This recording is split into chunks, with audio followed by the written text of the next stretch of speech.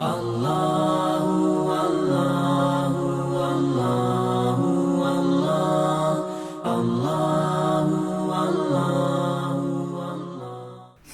اثنین اذ ہما فی الغار اذ یقول لصاحبہ لا تحزن ان اللہ معنا صدق اللہ العظیم۔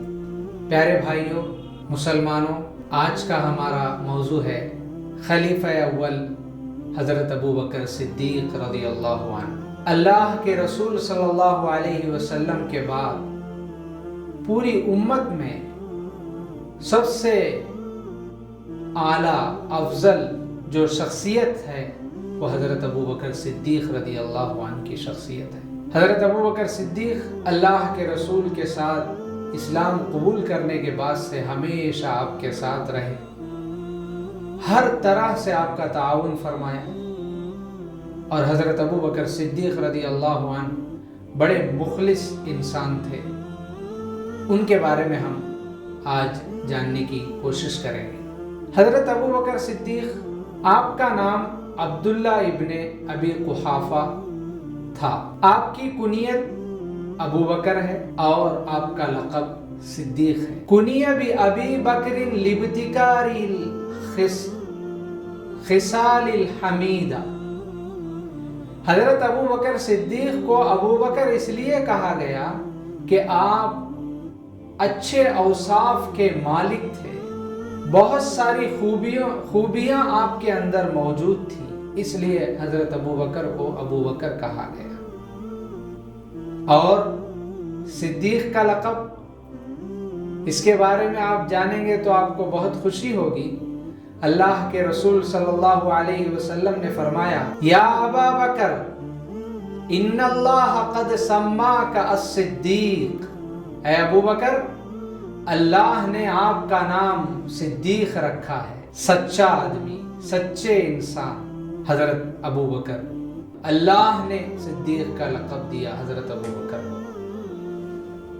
پروانے کو چراغ ہے، بلبل کو پھول بس، صدیق کے لیے خدا کا رسول بس۔ حضرت ابو بکر کی ولادت مکہ شہر میں ہوئی۔ آپ نسب میں رسول اللہ صلی اللہ علیہ وسلم کے ساتھ مرہ بن کعب سے ملتے ہیں۔ حضرت ابو بکر صدیق رضی اللہ عنہ کی پیدائش اللہ کے رسول کی ولادت سے 2 برس 6 ماہ پہلے ہوئی۔ پیدائش کی جگہ کا نام مکہ تہامہ جو عرب میں ہے۔ حضرت ابو بکر صدیق کے والد کا نام ابو قحافہ عثمان ابن عامر ابن عمر التیمی القرشی تھا۔ والدہ کا نام ام الخیر سلمہ بنت صخر ابن عامر التیمیہ القرشیہ۔ حضرت ابو بکر صدیق رضی اللہ عنہ کو 4 بیویاں تھیں، جن کے نام یہ ہیں: قتیلہ بنت عبد العزہ، ام رومان بنت عامر، اسماء بنت امیس، حبیبہ بنت خارجہ۔ یہ آپ کی 4 بیویاں تھیں۔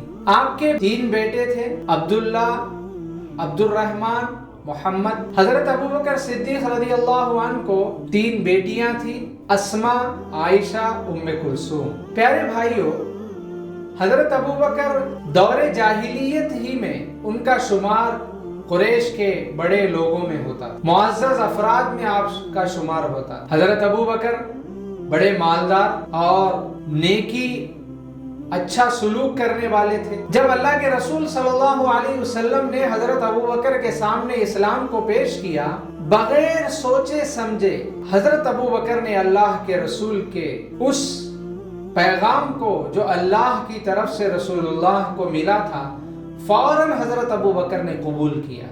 اسی طرح ہم آپ کو حضرت ابو بکر کے بارے میں ان کی زندگی کے تفصیلات پیش کریں گے۔ وآخر دعوانا ان الحمد للہ رب العالمین۔